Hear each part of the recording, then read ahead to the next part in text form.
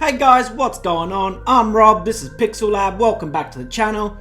So as you're pretty much all aware, today was the release date for Metroid Dread, as well as the new Nintendo Switch OLED model, and obviously me being a Nintendo nut, I had to go pick one up.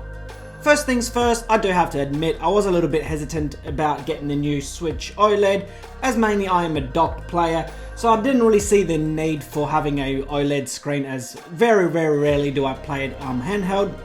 But nonetheless, the curiosity and the need slash want got the better of me, and about 3 weeks ago I decided to pre-order it. So in this video we'll pretty much do an unboxing of it, as I am yet to open it and have a look, as I recently just got back from work and I did pick it up this morning. But also I did get Metroid Dread, obviously that got released the same day, so I had to pick that up. Also I have to admit, not a huge Metroid Dread fan as far as the 2D platforms go, but I am a huge fan of the franchise as far as the 3D shooters go.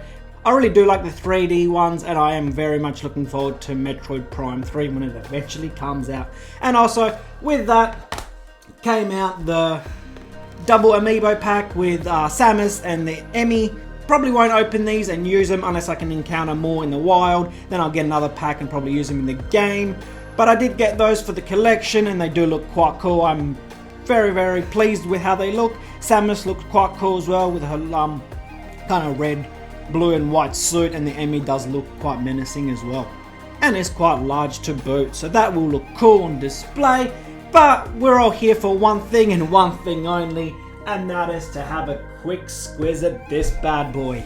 Yes, finally got it. I'm keen to open this bad boy up and have a look and see what the fuss was all about, and see how the OLED screen fares to the previous Switch. And mind you, I still rock my first generation Switch, so it has been 2 other revisions since then. So without any further ado, I'll change the camera angle and we'll crack this bad boy open and see what it looks like. So as you can see, I did decide to get the white version instead of the black / neon version. I already have the neon version for my Switch, so I thought I'd change it up a little bit and get the white one. I also do have a PlayStation 5, which is black and white as well, so I thought they'd look quite cool next to each other.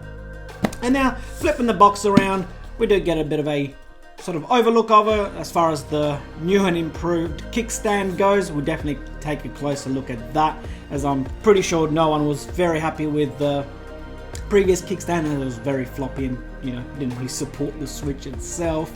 So yeah, that was a bit of a disaster on Nintendo's part, but you know how us hardcore gamers love to play in tabletop mode. So that is the back of the box. Now I'll flip them down, and I'll try to do this all kind of upside down, so bear with me. But now let's crack it open and see what the console and the rest of the bits look like. I am very excited. I have yet to open it myself, so I'll be giving you my first reactions as we go through this. Ooh, very cool packaging. I do like the white Joy-Cons. I think they look quite cool and stylish and neat.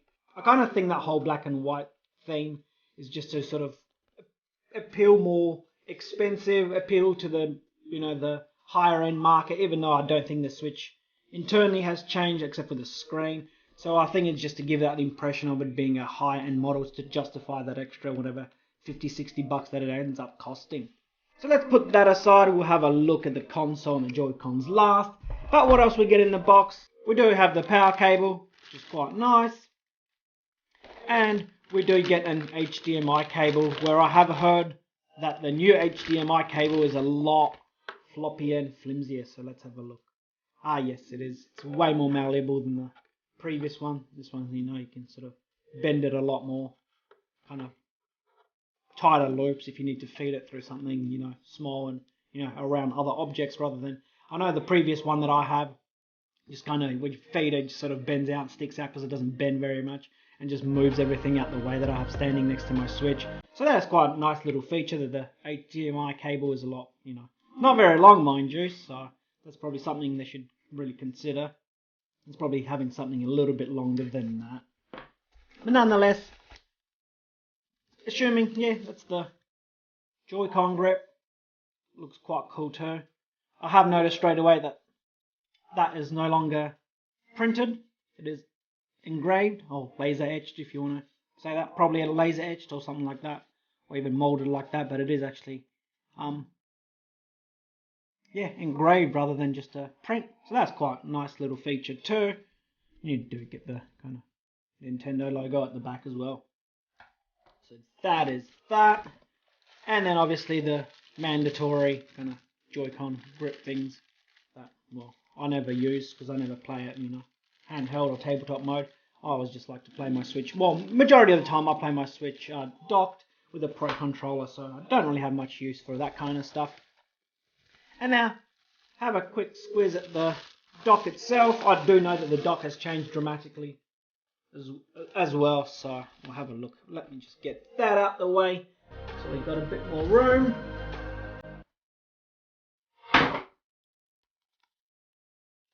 Now I'm packaging the dock. Oh, I do like that whole black and white color scheme. I think it looks mint. It's going to look fantastic on my console next to my PS5, kind of like a little console family. That's cool. That's also kind of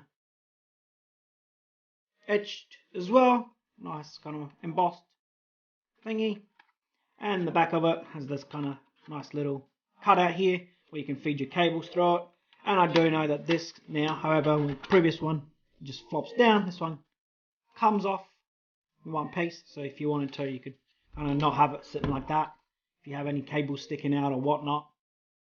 And I do know that the dock has changed in one aspect, and that is that it has a LAN port right here.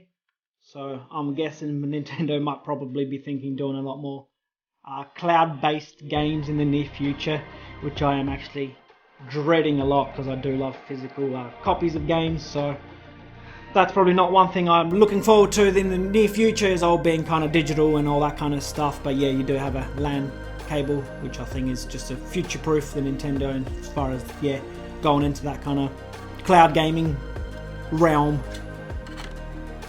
So overall, I do like that dock. I think it'll look awesome, but I'll see if I actually do decide to use this Switch as my regular Switch, or whether I'll stick to my original one, due to the fact that I am a docked gamer over handheld. So we'll see how we go. But now, let's get to the goods. And the goods are obviously the console itself. Joy-Cons. Hopefully there's been a rectification as far as potential Joy-Con drift. Mind you, never had it, so can't really comment on it. I'm guessing it would be quite frustrating if you did, pay $539 for this thing and then get Joy-Con drift. So hopefully they've remedied that situation, but the Joy-Cons still, I think, pretty much the same as they were. Nothing's changed but the color. But obviously the biggest change is the console itself, and that is due to the fact that I have now a 7-inch OLED display. Let's get this bad boy out. Have a feel of it. Ooh, I can definitely tell it feels a lot more weightier than the previous Switch. I think that is due to the fact that it is,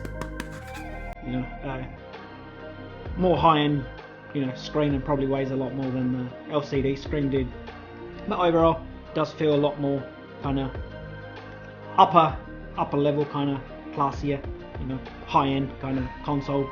The first Switch did kind of feel a little bit plasticky, a bit cheaper, but this one does actually feel a lot more, substantial, if I should say the least. The buttons on top, as far as the volume and things go, have kind of changed a little bit too. The game card slot over here is a little bit trickier to maneuver, I can tell. It's kind of weird to get your fingernail under there, but it does feel a lot more sturdier. But what does feel sturdier, and definitely is supposed to be sturdier, is this bad boy right here, and that is that kickstand for us tabletop players. And yes, it does feel very, very stiff, very, very substantial, a lot like the Surface tablets. The hinges on these are really, really cool, really, really thick and sturdy, as you can see. And you do get the micro SD card slot right here, and I've noticed straight away that that being kind of flat, that flap kind of covers up all this kind of messy stuff, the information and stuff, and all those screws, which is quite cool. Look quite neat and tidy. But yeah, that stand kind of can be, left at any kind of point that you like, so that is quite cool. But now let's turn this bad boy on and see what this OLED screen looks like.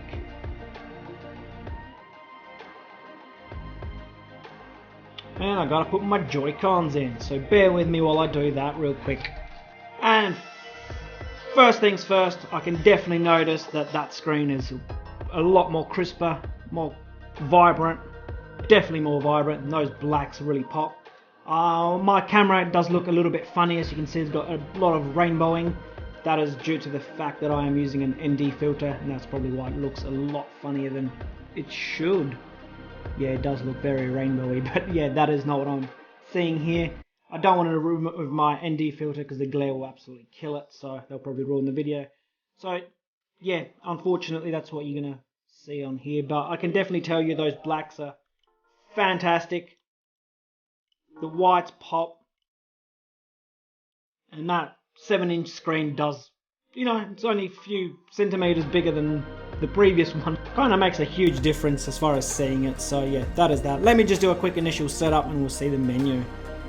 Alright, so I did the initial setup as far as that goes. Took me about 5 minutes, not too long. And then also I did just pop in a little bit of Metroid Dread just to have a look.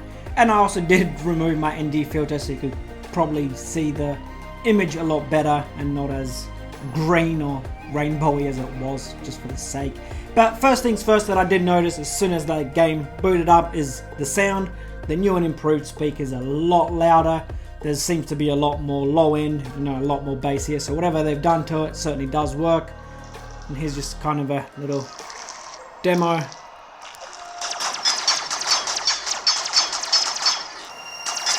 I'm not sure if they'll give you a realistic representation, but definitely in real life it is a lot more crisper, a lot more bassier, so that is quite cool. And obviously the biggest difference is that screen. It is way more vibrant. Those blacks are super saturated, super black, not that kind of greyish black that you got on the previous LED Switch. The whites really pop, and most of all, I did take this outside just for a little bit. We're in a really brightly lit room, and I have noticed that you can see a lot more of the picture in, you know, in a more sunny environment, because that's the only thing I hated and didn't really use my Switch handheld very often, is due to the fact that as soon as I took it outside, not even in the sun outside, but just generally in a really brightly lit area, you could barely see that screen. So all in all, I'm super happy with this. So I am definitely considering using this Switch as my day-to-day Switch, where I can actually take it outside now and play a bit of games when, you know, now that we're in spring and summer coming up, I can definitely have it outside and actually see what the hell I'm doing. But all in all, I do hope Nintendo keep making improvements, and hopefully we will see that infamous Switch Pro, where they hopefully upgrade that chip to 4K and we do get visual, you know, and graphical improvements in the near future. But all in all, I am quite happy with it. As a Nintendo collector, I had to get it. There was no, you know, there was no question about it. But am I going to use it as my day-to-day Switch? That is yet to be seen. So basically, that is the unboxing of the new Nintendo Switch OLED model. I hope you enjoyed it, guys. If you did, please consider subscribing, give it a thumbs up, and I'll catch you in the next one. Bye!